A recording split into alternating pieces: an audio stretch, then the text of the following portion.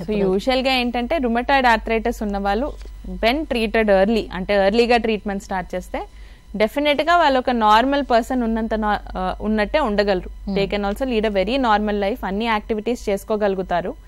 But వాళ్ళు ఈ మెడికేషన్స్తో పాటు వాళ్ళు తీసుకోవాల్సిన జాగ్రత్తలు ఏంటంటే life style modifications. Mainly healthy life style is very important. So ఇందాక చెప్పినట్టు బ్యాలెన్స్ డైట్, రెగ్యులర్ ఎక్సర్సైజెస్. ఎటువంటి ఎక్సర్సైజెస్ అంటే muscle strengthening exercises, brisk walking, అంటే లో ఇంపాక్ట్ ఎక్సర్సైజెస్ రుమటాయిడ్ ఆర్థరైటిస్ వాళ్ళు చేస్తే మంచిది. జాయింట్ పెయిన్స్ ఉన్నాయంటే ఎక్సర్సైజెస్ చేయకూడదని కాదు, ఇన్ఫాక్ట్ ఎక్సర్సైజెస్ చేస్తేనే మజిల్ స్ట్రెంత్ పెరుగుతుంది కాబట్టి మనకి జాయింట్ కి తోడ్పడుతుంది అనమాట. And at the same time వాళ్ళకి ఇన్ఫ్లమేషన్ తగ్గడానికి కూడా ఎక్సర్సైజెస్ హెల్ప్ చేస్తాయి. స్మోకింగ్ అస్సలు చేయకూడదు ఇన్ ఎనీ ఫార్మ్.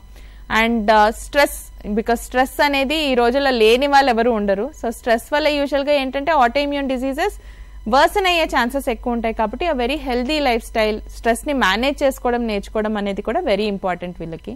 బట్ వీటన్నిటికన్నా మోస్ట్ ఇంపార్టెంట్ థింగ్ ఏంటి అంటే మెడికేషన్స్ రెగ్యులర్గా వాడటం అండ్ రెగ్యులర్గా ఫాలోఅప్లో ఉండటం. బికాస్ ఇఫ్ ఫాలోఅప్ అంటే వాళ్ళకి ఎప్పుడు ఏ ఆర్గన్ ఎఫెక్ట్ అవుతుంది, మెడిసిన్స్ పడుతున్నాయా లేదా అనేది రుమటాలజిస్ట్కి కూడా తెలియదు. సో ఫాలోఅప్ అండ్ మానిటరింగ్ కూడా చాలా ఇంపార్టెంట్.